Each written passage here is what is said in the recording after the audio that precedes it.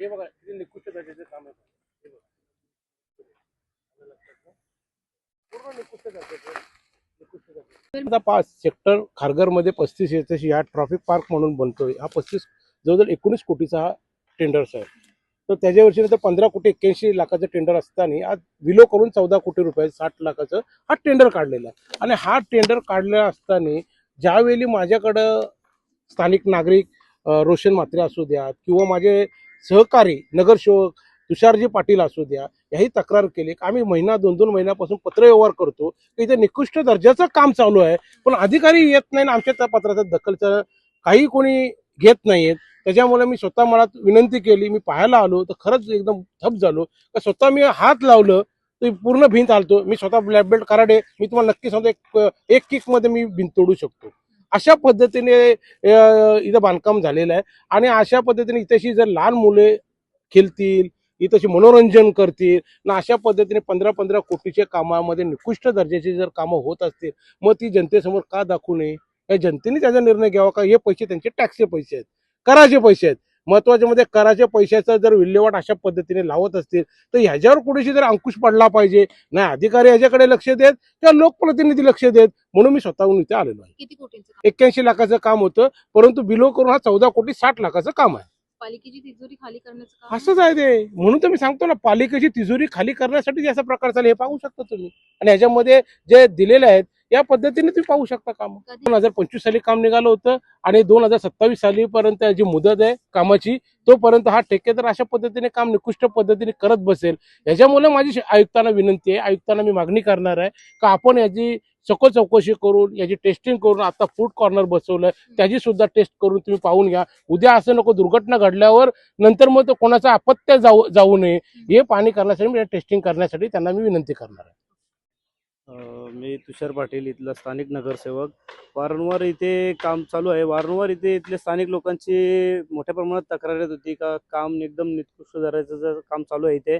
आम्ही व्हिजिटला आलो तेव्हा बघितलं खरोखरच इथे एवढे एकदम साध्या पद्धतीचं काम चालू आहे, जेणेकरून हातामध्ये भिंत ती हलते पूर्णपणे.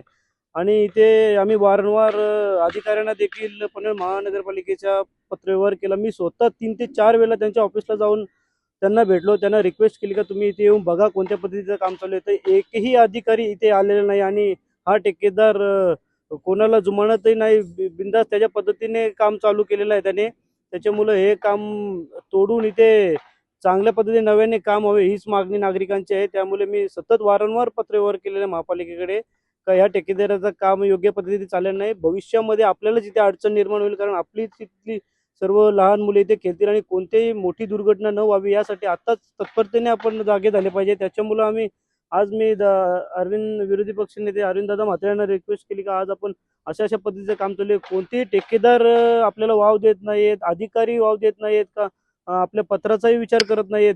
त्याच्यामुळे अरविंददादांनी रिक्वेस्ट करून आम्ही स्वतः इथे पाहणी करण्यासाठी आलो. प्रशासन का ऑलरेडी हे टेंडर प्रशासन कालामध्ये झालं असेल कदाचित. काय यामध्ये मोठा माझ्या दृष्टिकोनातून मोठा भ्रष्टाचार यामध्ये आहे, जेणेकरून सर्व करदात्यांचा पैसा असाच वाया चाललेला आहे.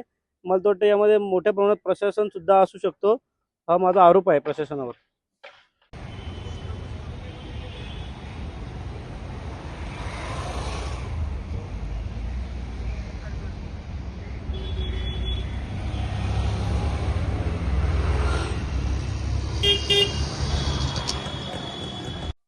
सदरची तक्रार काल आमच्याकडे विरोधी पक्षनेते यांच्यामार्फत प्राप्त झालेली आहे. या तक्रारीच्या अनुषंगाने सदर कामाची चौकशी आपण टेक्निकल आमचे अभियंते आहेत यांच्यामार्फत करून घेऊ. आणि जर तसं काही चुकीचं आढळून आलं असेल तर संबंधित कॉन्ट्रॅक्टर किंवा यांच्यावरती आपण कारवाई करण्यासाठी प्रशासन दक्षता घेत आहे. ट्रॅफिक पार्कचा चिल्ड्रन ट्रॅफिक पार्क म्हणून हा प्रोजेक्ट आहे. हा खारघरमधील प्लॉट नंबर 9A सेक्टर 35 या ठिकाणी तो बनवण्याचं काम चालू आहे.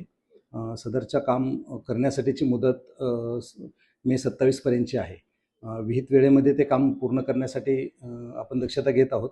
तसेच याबाबत जर काही तक्रारीच्या अनुषंगाने जर काही चुकीचं आढळून आलं तर ते एक तर दुरुस्त केलं जाईल आणि जर याच्यात कोण दोषी असेल तर त्याच्यावरती कारवाई करण्यासाठी आपण प्रयत्न करू. मॅडम, याची सदरची तक्रार कालच माझ्याकडे प्राप्त झालेली आहे आणि हे काम उपअभियंते आपले कर्डिले साहेब यांच्यामार्फत ते टेक्निकली मॉनिटरिंग केलं जात आहे. आज याची मी या तक्रारीच्या अनुषंगाने आढावा बैठक बोलवलेली आहे. या अनुषंगाने आपल्याला सविस्तर माहिती मी देईन.